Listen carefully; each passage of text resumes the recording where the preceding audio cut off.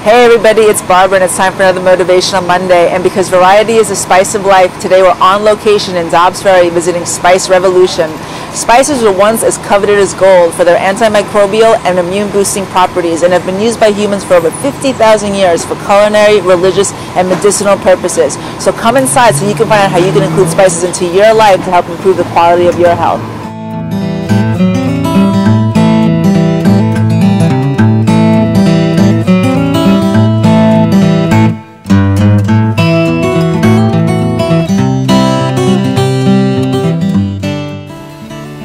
So here we are at Spice Revolution, and this is Linzi Jean. She is the owner. Thanks so much, Linzi, for having us here today. It's a really cute shop. She's got a lot of different little spices that we want to definitely talk about. But before we get to those, can you tell us a little bit about what inspired you to open this shop? Absolutely. I was working as a chocolate guide in Manhattan, and I learned that chocolate is a really good way to introduce people to eating better, believe it or not. Really? I wouldn't have thought that at all. Yeah, no. Real chocolate is full of different herbs and spices, particularly things like cinnamon and clove and all these kind of sort of warm, tingling agents that kind of really come out in the cocoa. Yeah, my best friend's going to be very happy to hear that. And I'm sure that the inclusion of spices can help to control the rate at which the chocolate is digested and absorbed to control perhaps the sugar response, right? Yes, absolutely. Actually, real chocolate does aid your digestion. Right, okay, there you go. So a reason to eat good chocolate, not just random chocolate, right? Oh, yeah, we don't want other stuff. Quality stuff. So can you tell us a little bit about your most popular spice? Like, what is it that people come in here for and ask for the most? I would say the most popular thing we have right now is vin de vain.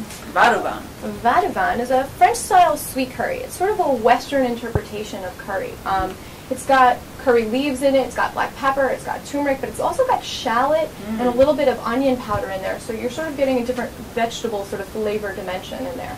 A lot of people use it for roasting onions, actually. They saute onions in a pan with the vin de vain, and then they combine it with other things. Wow, it sounds good. Yeah, it's a great complement to a lot of things, but you can use it in pasta salad, chicken salad, potato salad, even in just a green salad, in like a raw corn salad with some zucchini, a little bit of lemon juice, throw the vin de vain in there, and the flavors are really outstanding. I never heard of it, so I'm going to definitely have to pick some up and try it, because that sounds really, really good. So is there a secret favorite spice that you have that's little known by the general public that you could tell us about? Yes, black garlic. Oh, black garlic. That sounds crazy. Black garlic, it is. No, it's crazy, but it's crazy in a good way.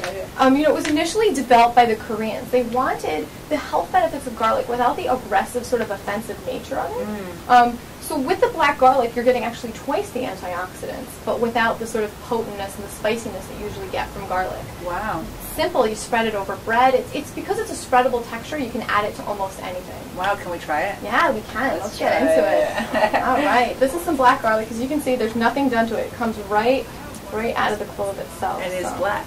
It is. It's black and it's pasty and it's delicious. So Barbara, I'm just going to pour you out a little piece this right here. Do you know how they ferment it?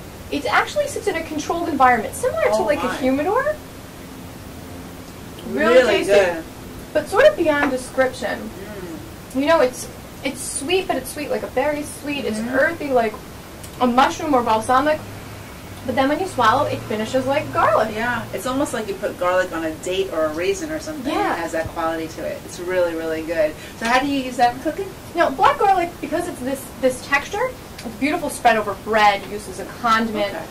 I mix it sometimes to make a compound butter or sort of like a olive oil with that, and then I can use it to flavor other foods. That sounds great. Yeah, when I make French onion soup, I use black garlic with fresh garlic, and it kind of gives a full, rounded flavor. You get the spiciness and the sharpness, but you get the sweet, rich, almost roasty nature of the black garlic. So you wouldn't saute it with olive oil the way you would with traditional Not with traditional garlic, but you can when I do a stir fry, sometimes I'll cube up some black garlic and throw it in and toss it up with everything at the end, like you would sort of like a nut or a fruit. Yeah, it's really cool. Really great. Yeah, definitely. We're gonna have to definitely try that. So they can get that. People can get this at your shop if they want to try it. Yes, black garlic we have in stock every day. All right, cool. Okay, so there's a lot that has been said about the medicinal properties of spices. Can you tell us if people are coming in here specifically for any spices because of their medicinal properties? Absolutely. Turmeric is a big one with that. A lot of people are learning about the anti-inflammatory and anti-cancer of turmeric. So a lot of people are trying to incorporate it into their diet every day. That's great. And what people may not know is that turmeric the active ingredient needs to be released from the spice. So there are ways to do that to release the volatile oils. One is to combine it with black pepper, right? And there's another one you were mentioning earlier. You can just saute it in olive oil. You can saute it in a little bit of olive oil and get the curcumin Curcumin. Yeah, that's on the inside there. All these tricky spice words.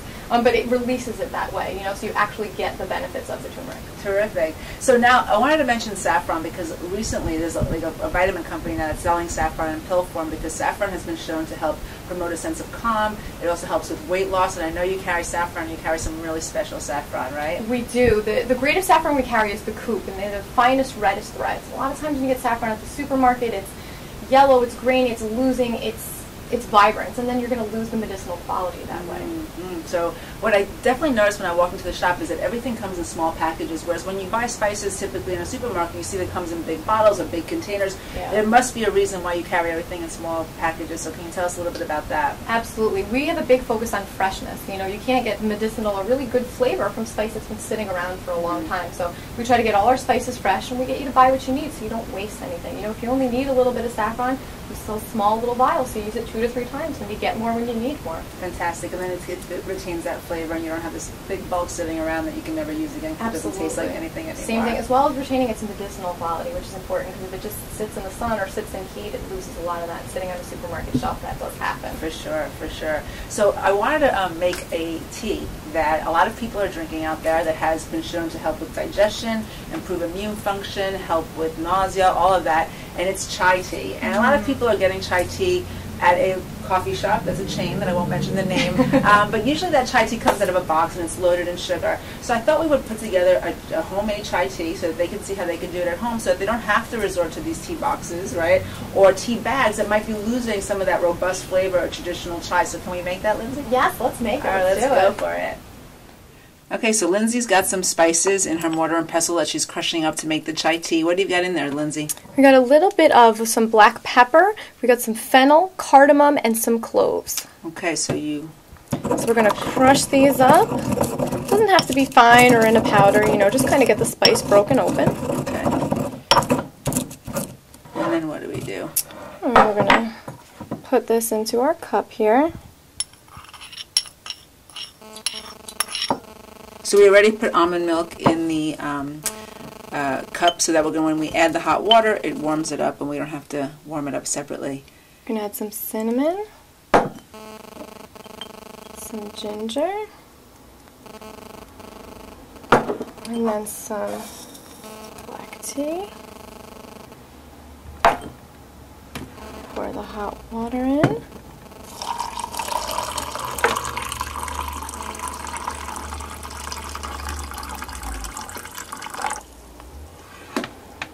And then we'll give it a good stir. So I know you can't see it or smell it, but it looks and smells delicious. So let's give it a try. Please. Cheers. Salud. Salud. So good. Yes, like fall. Yeah. So Lindsay doesn't strain her chai tea. Can you tell us a little bit about why? Yeah, I like to keep all the flavor sort of concentrating in the hot water and in the milk like that. Kind of gives it more of a flavor release as well as keeping sort of the medicinal properties there. But you could absolutely strain them out if you don't want the little surprises in your sips. Okay, cool. It's really good with the surprises because you have something to chew on, but it's I'm sure that some of you prefer to have it out, so you can certainly strain it. But I definitely wanted Lindsay to talk a little bit about this. This is coconut flour that I saw in her shop. Can you tell us a little bit about why you keep this and how one would use it? Sure. Both my mom and my sister are gluten-free, so I like to carry an alternative flour for them. We're Italian, so breading chicken cutlets is very big, so we use coconut flour as that sort of alternative. You can use it in vegetable dishes. You can bake with it as well. Awesome. As my viewers know, I'm a big fan of gluten-free diets, so now you have coconut flour that you can try as well. And one of the big questions I get when I put somebody in a gluten-free diet is, what do I use for breading? So now they can try coconut flour. We learned a lot of stuff today from you, Lindsay. Thank you so much. Thank we you. learned about black garlic. I had never heard of that before. And vaduvam. Yes. Yeah. So will you share some of your recipes with us? Oh, absolutely. Cool. So below the video, you'll find a recipe for the chai tea that we made. So you'll have that. You will have a vaduvam recipe and some suggestions from Lindsay on how to use black garlic in your cooking, which I totally recommend that you try. as well as Linzi's turmeric rice dish. So thank you so much for that. Thank you I really for coming. appreciate that. If you're ever in Dobbs Ferry, you should definitely check out Spice Revolution. It's right on Cedar Street. And Linzi, what days are you open? Every day but Sunday and Monday. Okay, so not Sunday and Monday, but she's also available to answer your questions. So if you're not sure what spice you need to use for a particular dish, Linzi's happy to answer your email, so you can shoot her an email and let her know. And you can either order on the phone or online. Yep. Yes? Okay, great. So thanks so much again. It was great. Now we have some interesting new information from Linzi, but we want to hear from you. Are you a spice connoisseur? Are there spices that you use in your cooking that you absolutely cannot live without? Leave your comments below so that we can also learn from you. And if you have a favorite recipe that uses a lot of spice, then definitely include it so that we can learn a little bit from you. There you are, another tip to help move you towards your health goals. If you like tips like this and you're looking for more suggestions and ideas to incorporate into your life to have a healthy lifestyle, then check out my blog at rootsandseeds.com. You can automatically sign up for my email there, and every Monday you'll get an email from me that's either a video or a written blog with a recipe or some suggestion to help move you along towards your health goals. If you want to know more about me and my nutrition practice, then check out BarbaraMendezNutrition.com. You can follow us both on Facebook or Twitter. Absolutely. You can make comments on there as well. We would love to hear your feedback in that regard too. And thanks so much. Have a spicy week, and we'll see you next Monday.